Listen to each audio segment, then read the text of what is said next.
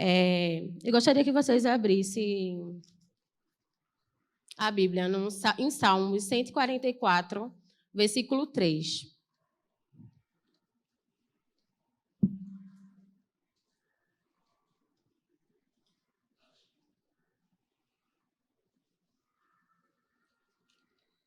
E detalhe, elas não sabiam que eu iria falar delas, né? Somente a irmã Cicinha, que não é da nossa igreja, e ela está aqui hoje.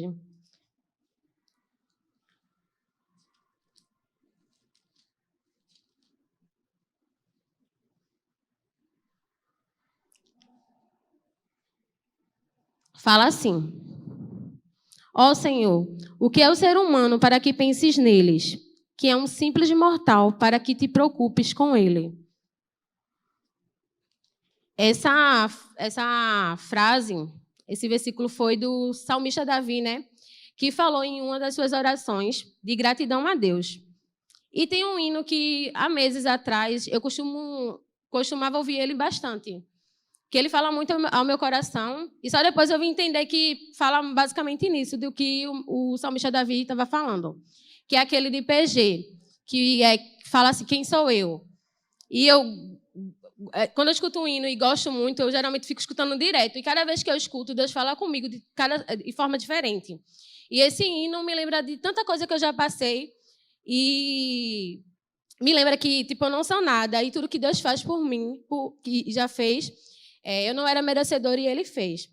O hino, acho que vocês sabem, que até um dia desse o Ministério do Louvor fala assim, quem sou eu? Para ser visto com amor, que mesmo em meio ao pecado, tu me fazes levantar. Quem sou eu? Para que a voz que acalma o mar, acaba com a tormenta que se faz dentro de mim. Eu estou pulando, mas é assim mesmo, estou nervosa. Aí fala, não apenas por quem eu sou, mas porque tu és fiel. E nem é por tudo que eu faça, mas por tudo que tu és. Fala muito resumindo, ele fala da graça. A gente não merece, se a gente for entender direitinho, não merece, mas a gente a tem. Não é por obra, né, para que ninguém se glorifique. E é isso, eu reflito, e cada vez que eu lembro desse hino, Deus ele fala ao meu coração. Como eu já falei, esse versículo de Salmo 144 foi uma das perguntas que o salmista Davi, né, fez em sua oração de gratidão. E foi uma pergunta muito importante, né?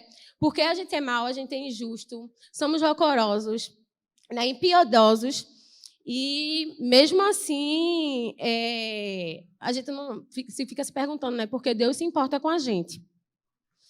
E ele tendo um filho tão perfeito, né, do seu lado, que é totalmente diferente da gente, e mesmo assim ele se importa. E surgem também outras perguntas que como elas por que Deus se relaciona com pecadores e quando ele tem ao seu lado o filho perfeito, como eu falei? Porque ele é amor, gente. Em João 4,16 relata que ele nos ama baseado no que ele é, porque o amor faz parte da sua essência. E nunca vamos merecê-los, mas é inevitável para ele. Por isso, ele deseja se relacionar com pecadores, porque ele é amor. Já esse texto deixa muita gente confusa, inclusive algumas pessoas, né, que já conheceu esse amor de Cristo, mas ainda acho que insiste em não entender. Que está lá em Lucas 30, 32. Que é quando os fariseus, né, vão reclamar com os discípulos, porque eles estão se relacionando, os fariseus foram reclamar com os discípulos, né, porque viram que Jesus estava se relacionando com pecadores e pessoas de má fama. Aí eles perguntam assim, por que vocês comem e bebem com cobradores de impostos e com outras pessoas de má fama? E Jesus responde, os que têm saúde não precisam de médicos, mas sim os doentes. Eu não vim para chamar os bons, mas sim para chamar os pecadores, a fim de que se arrependam dos seus pecados. Na cabeça deles funcionavam assim, desse jeito. E eu já presenciei de algumas pessoas também que pensavam dessa forma, sabe?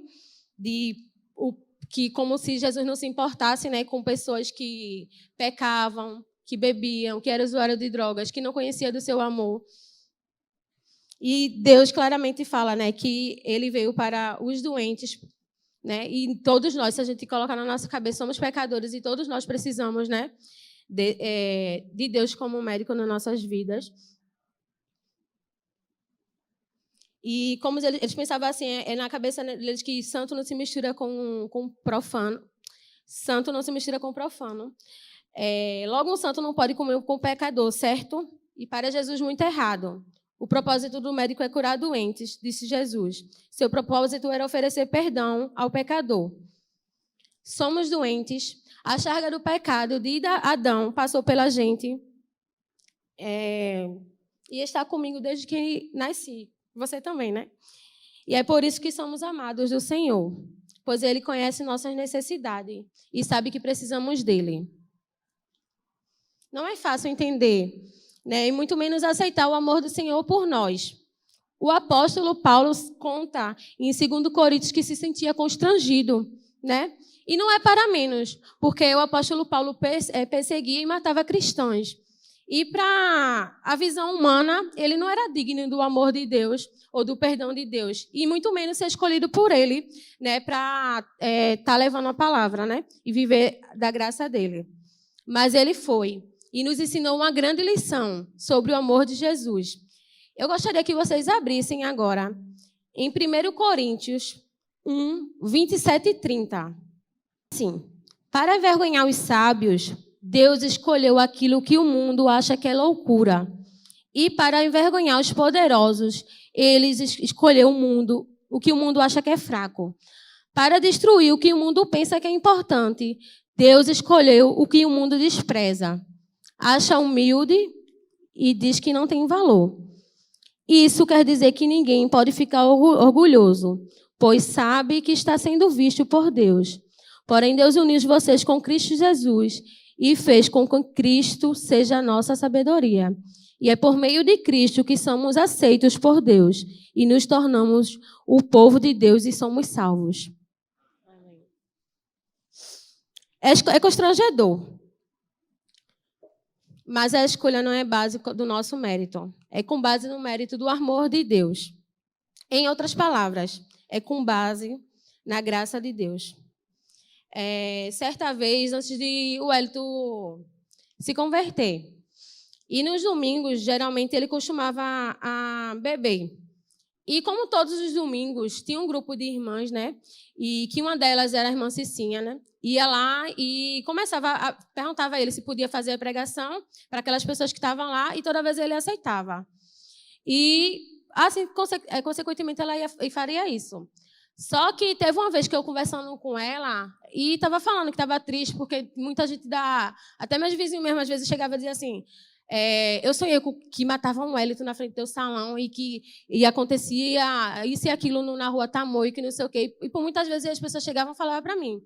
E toda vez eu chegava para elas e dizia a parte que Jesus fala que Deus ele não veio procurar os bons, ele veio procurar as coisas loucas do mundo para confundir os sábios. Eu sempre falava isso, e confiando que Deus iria mudar. Aí ela me viu e falou, Keila, uma vez a gente estava indo, aí a irmã falou, não precisa ir, não, irmã, vamos não, porque não adianta estar indo lá. Na cabeça delas, e tanto ela está, não sei se ela se lembra, de tanto ela está indo lá e achava que não estava tendo solução, né? De algumas pessoas, da pessoa que falou, no caso. Aí a irmã falou assim, olha, enquanto Deus me permitir, enquanto eu tiver saúde, eu vou lá até que Deus mude a vida dele. E eu fiquei muito feliz com isso, sabe? Porque essa irmã não sabia, que quando elas saíam de lá do salão, e muitas vezes eu via, os meninos ainda que estavam lá no salão continuavam, mesmo bebendo. E às vezes todo drogado falando do amor de Deus. E muitas vezes o Wellington cortando o cabelo daquele jeito, ele começava a falar do amor de Deus. E eu, no meu coração, profetizava que ele saísse desse mundo, que ele... e dizia até a ele, Wellington, tu vai mostrar para um monte de gente que Deus é Deus, das pessoas que usam drogas, que bebem. Ele é Deus de mudança, entendeu? E a irmã Cicinha não desistiu e conseguiu. Glória a Deus por isso, glória a Deus pela vida dela, né? Teve uma parte que o Paulo... Alguém chegou para Paulo e falou, não me lembro se era publicano, me esqueci do texto, que é tanta coisa e eu me esqueci. Mas que alguém foi seguir eles e Barnabé, parece, e disse, permaneça na graça. E é isso que a gente tem que fazer, que nem Cicinha falou, permaneça na graça e comecem a levar a graça de Deus para muita gente que precisa. Em Tito, fala, por conta da graça de Deus se manifestou Salvador a todos os homens. A graça de Deus é inclusiva. Se fosse usar qualquer outro critério que não fosse a graça divina, alguém poderia ser excluído ou privado do amor. Mas Deus, em sua infinita graça, excluiu nenhuma pessoa em toda a terra. Através da graça podemos encarar as pessoas com os olhos, não com os olhos de superioridade ou inferioridade, mas como iguais diante do amor de Deus. Tá?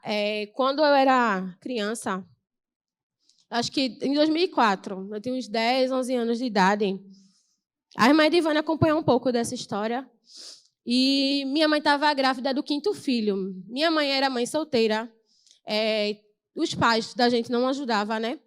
E pagava aluguel. E como toda mãe solteira e que tem muita carga sabe como é difícil. Minha mãe entrava e saía da igreja. Era uma bênção. Até que um dia, nessa gravidez dela, ela chegou para mim, tinha voltado do hospital, e falou assim, Keila, se acontecer alguma coisa comigo, por favor, não deixa seus irmãos por aí. Porque ela estava com tuberculose bem forte, sabe? E junto com outros problemas que se agravou, o quadro era bem difícil mesmo. E minha família sempre teve muito menino, minha avó já cuidava de neto. Todo mundo era... Naquela época era muito difícil, não tinha Bolsa Família, cada um que se virasse, entendeu? E ela falou isso para mim e começou a chorar. E eu comecei a chorar, misericórdia, amanhã. Não fica assim, não. E eu olhei para ela assim, eu digo, poxa, a manhã falou isso para mim. Eu sou uma criança, tenho apenas 10 anos, ela não estava nem entendendo. Mas aí eu entendi o medo dela, sabe? Porque assim, mãe era muito criticada pelas pessoas por entrar e sair da igreja. E até os familiares da gente não tinham aquele de apoio, né, para dar. E ela estava com medo de se sentir só. E eu acho que ela começou a contar, eu era uma das pessoas que ela só me contou, eu acho, tudo que ela estava passando.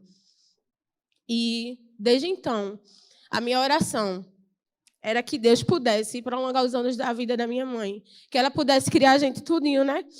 E que cada um tivesse seus filhos, que ela pudesse ver os meus netos, os netos dela, os meus netos também, né? E assim foi, né? Deus, ele foi trabalhando na vida da minha mãe, e cada ano que se passava, eu só pedia mais anos, né? E manhã ganhou esse presente de Deus, né? Muitos anos na vida dela. E, graças a Deus, Deus ouviu minhas orações, que, além de prolongar os anos dela, que continue, em nome de Jesus, ela se manteve firme, né? Na igreja. Teve uma parte que eu vou falar que o Paulo, né, ele relata em 2 Coríntios 12. E vou falar isso aqui para depois vocês entenderem onde eu quero chegar. Que ele fala que não sabe se foi por visão, ou se foi revelação, ou se realmente ele foi, mas ele chegou aí ao 3º céu, e lá ele viu coisas, né, que nenhum ser humano consegue contar em palavras. Né? Mas quando ele voltou, também ele não sabe se foi realmente, ou se foi a visão, ou foi a revelação. Ele está escrito assim, se vocês depois puderem, vocês conferem. Ele voltou com um espinho na carne que foi lhe dado. E que provavelmente doía, sabe? E ele chegou a orar por 3 vezes e pediu ao Senhor para que tirasse aquele espinho da carne dele.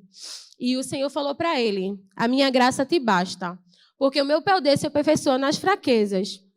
E ali ele entendeu que, para ele não se glorificar do que ele tinha visto e não se achar melhor que ninguém, eu estou falando com minhas palavras, e ele recebeu isso. O que eu quero dizer é que muitas vezes a gente vai passar, né, por situações em que essa dor vai estar espremendo, que vai estar doendo na gente, até o ponto de a gente orar e dizer assim, Deus, o que fazer agora? Foi assim, dessa forma que eu me senti. O que fazer? E minha mãe, com medo, provavelmente ela deve ter se sentido dessa forma. E agora? E eu pude ouvir as doces palavras de Deus dizendo: a minha graça te basta. Como é diferente. Quantas vezes, semelhante a um rio, ali estão as pedras, e você pede para o Senhor removê-las, mas Deus não as remove.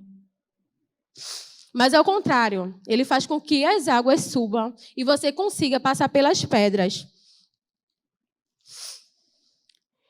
E isso é um relato. Deus ele não curou Manhã totalmente. Hoje em dia, ela vive fragilidade com a doença ainda. Mas a graça dele bastou. As pedras estão ali. Ele pode até removê-las, se isso for a vontade de Deus para a sua vida, se for o propósito dela. Mas, pelo contrário, você sempre estará ouvindo essas palavras: a minha graça te basta, porque o meu poder se aperfeiçoa nas fraquezas. A graça de Deus é como um óculos que nos abre a visão para a realidade não humana, mas de acordo com a ótica de Deus. Precisamos aprender sobre a ótica de Deus, ótica da graça de Deus. Como uma criança que contempla uma planta crescendo, a graça de Deus nos permite sonhar com um futuro melhor. Foi assim que eu sonhava, com um futuro melhor. Como um pequeno barquinho na imensidão do mar, a graça de Deus me faz ver a nós mesmos pequenos diante do infinito amor de Deus. Como uma flor que nasce no chão seco, a graça de Deus nos faz ver tudo com um olhar de esperança. Como as pessoas às vezes me enviam assim, diziam assim: meu Deus, como ela pode suportar tudo que passei assim com o Wellington na bebida e tudo. Só que não sabia dessa parte, né? Que eu já tinha vivido isso com minha mãe e que Deus já tinha me preparado para fazer novamente na vida da minha mãe e fazer na vida de Wellington também. Por isso que eu citei aquele hino no começo, Quem Sou Eu? E quando eu começava a preparar essa mensagem, eu colocava ele para escutar. E como aqui eu chorei, eu também chorava, né? Comecei a chorar lá escrevendo, porque toda vez eu me lembrava. Eu gostaria que o Ministério do Louvor cantasse e que vocês começassem a refletir tudo o que Deus já fez na vida de vocês. E que se perguntasse quem é vocês e por que Deus nos ama. A gente não merece a graça dele, mas ele nos deu, né? Esse hino fala muito ao meu coração. Quem era amanhã para Deus estender a sua graça e agraciá-la com muitos anos de vida? Quem era o Wellington para Deus ter misericórdias e tanto amor? Por tantas vezes Deus acabou com o meu lamento e meu coração me sustentou quando eu clamei. Eu não merecia. Vocês não mereciam o amor de Deus. Mas Ele nos diz: vocês são meus.